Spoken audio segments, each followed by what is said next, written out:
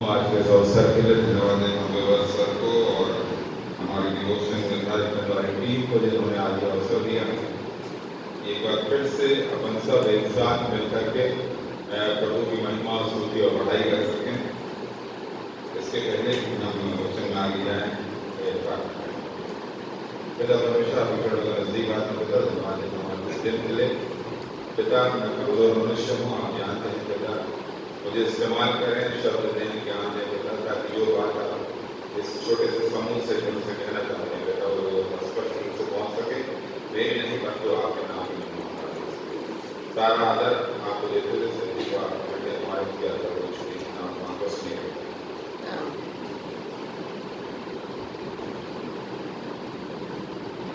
आज एक बार फिर से जो बात मैं करने जा रहा हूँ, चर्चा करने जा रहा हूँ, वो बड़ी कॉमन बात है हम विश्वासियों के लिए, मसीहियों के लिए, और आधारभूत बात है, वो है प्रार्थना। इतना कुछ बोला गया है और बोला जाता है कि कठिन होता है ये सोचना कि कोई नए एंगल से विषय बात की जाए, कोई नई बात की जाए। परंतु मसीह विश्वासियों के लिए जो सबसे ज्यादा बात है वो है प्रार्थना। प्रार्थना के बारे में हम हमेशा सुनते हैं और बोलते हैं कि प्रार्थना जो है वो परमेश्वर से, प्रभु यीशु मसीह से बातचीत।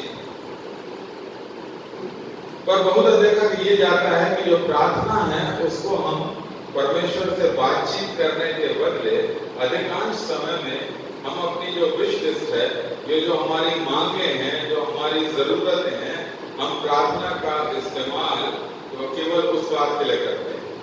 चाहे बड़ी जरूरतें, चाहे छोटी जरूरतें, जिसको कहते हैं माइनर या मेजर नीड्स, हम वो सब बातें करते रहते हैं पूरे समय। जब हम प्रार्थना करने जाते हैं, पिता मेरा स्वास्थ्य ठीक कर दे, पिता मेरी जो आर्थिक समस्या है वो ठीक कर दे, पिता मेरी ये जरूरत है।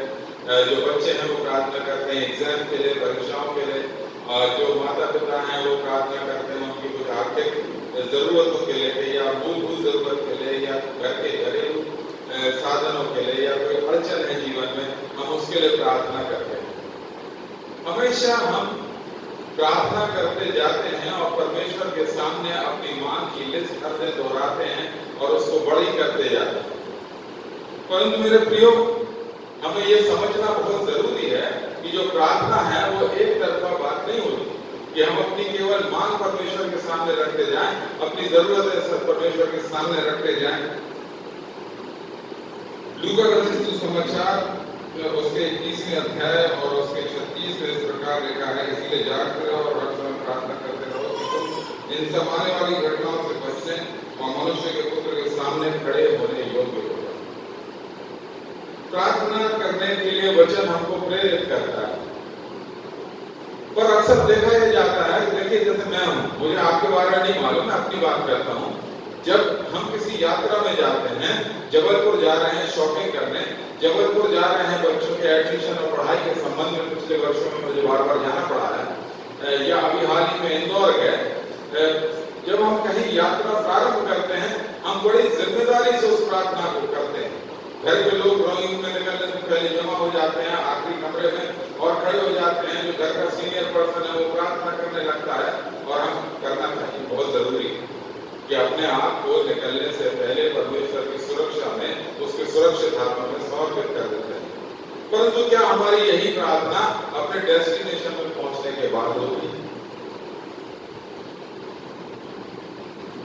आपका मुझे नहीं मालूम, मैं अक्सर ये गलती और ये भूल करता हूँ। हम यात्रा में निकलते हैं कि प्रार्थना करिए, परंतु जब पहुंच गए तो रात को जब हम बिस्तरों पे जाने लगते हैं, सोने जाने लगते हैं, जो हमारी पर्सनल ड्राइव होती है, उसमें तो कहते धन्यवाद पिता तुमने यात्रा में सुरक्षा दी। परंतु जैसे हमने एक पूरे झुंड के रूप में खड़े होकर निकलने से पहले प्रार्थना की थी, वो हम नहीं करते।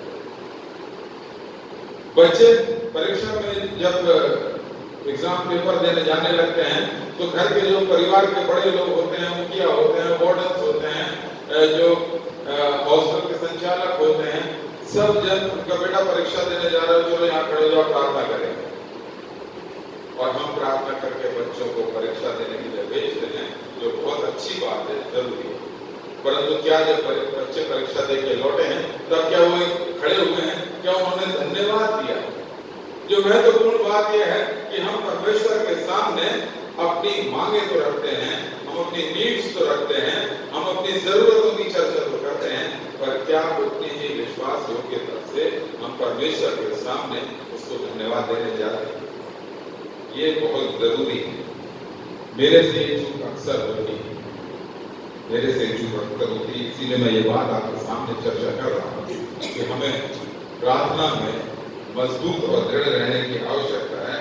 परमेश्वर की ये हमसे अपेक्षा है कि हम जागते रहें और प्रार्थना करें, जागृत रहें आत्मिकता में। परमेश्वर को, यदि हम परमेश्वर से कोई चीज मांगते हैं, परमेश्वर का वचन कहता है मांगो तो तुम्हें दिया जाएगा, तुम्हारे विश्वास के अनुसार तुम्हारे लिए हो जाएगा। तुम बोलोगे तो ये पहाड़ तुम्हारे सामने से हट जाएगा। मांगो ऐसा करके मुझे परख कर देखो। जब दशवांश की बात होती है तो वो कहता है परख कर देखो, मांगो मांगो मुझसे बात करो। हम ये बात तो याद रखते हैं कि मांगना है हमको, परंतु धन्यवाद देना, हर बात में धन्यवाद करो, क्योंकि प्रभु की इच्छा यही है। क्या हम परमेश्वर के सामने अपने धन्यवाद को लेकर के जाते हैं कि नहीं? जो हमको उसने दिया है उसके लिए हम धन्यवाद देते हैं। पूरे समय हम परमेश्वर के सामने यही बोलते हैं, प्रभु तुमने ऐसा कहा था, तुमने कहा था मांगो तो तुम्हें दिया जाएगा। मैंने विश्वास से मांगा था, मैंने उपवास पूरा मांगा था, मैंने घुटने पर जाके मांगा था, पर तुमने नहीं दिया। समय है आप मूल्यांकन करने। प्रभु ने हमसे बोला है कि बिल्कुल निश्चित रूप से बोला है मांगो तो तुम्हें दिया जाएगा। वो अपने वादे से कभी नहीं करता है, परंतु वो ये भी कहता है, उसकी अपेक्षा हमसे ये भी है कि हर बात में धन्यवाद करो। जब उसने हमको दिया है, आज उसने हमको एक अच्छा जीवन दिया है, उसने हमको रहने के लिए अच्छा घर दिया है, व्यवसाय करने के लिए अच्छा स्थान दिया है, उसने हमारी जरूरतों की हर वस्तु का उसने भली भांति ध्यान रखा। हमारी आकांक्षाएं बढ़ गई तो हमें लगता है हमें इसकी भी आवश्यकता, उसकी भी आवश्यकता है। पर यदि हम पलट के देखें, अपने जीवनों का मूल्यांकन करें, अपने परिवारों की ओर दृष्टि करें, परमेश्वर ने हमको बहुतायत से दिया है, परंतु क्या हम परमेश्वर को बहुतायत से धन्यवाद देते हैं? आज मैं आपको इसी बात के लिए प्रेरित करना चाहता हूँ। प्रार्थना हमें करना है, पर केवल इसीलिए नहीं कि अपनी मांगों का एक ज्ञापन, मांगों की लिस्ट केवल वहां तक सीमित न रहें। परमेश्वर को कार्य पूरा करने के बाद, एक्शन पूरा करने के बाद ना भूलना। अक्सर जब कहते हैं ना मतलब निकल गया तो जानते नहीं, अक्सर हमारे संग परमेश्वर और हमारे संबंधों को, प्रार्थना के संबंधों में हम अक्सर ये भूल करते हैं कि हम मांग तो परमेश्वर के सामने रखते हैं, परंतु जब वो एक्शन पूरा होता है, भले ही हमारी प्रार्थना का उत्तर हाँ में मिला हो या नहीं मिला हो, क्या हम परमेश्वर को धन्यवाद देना याद रखते हैं?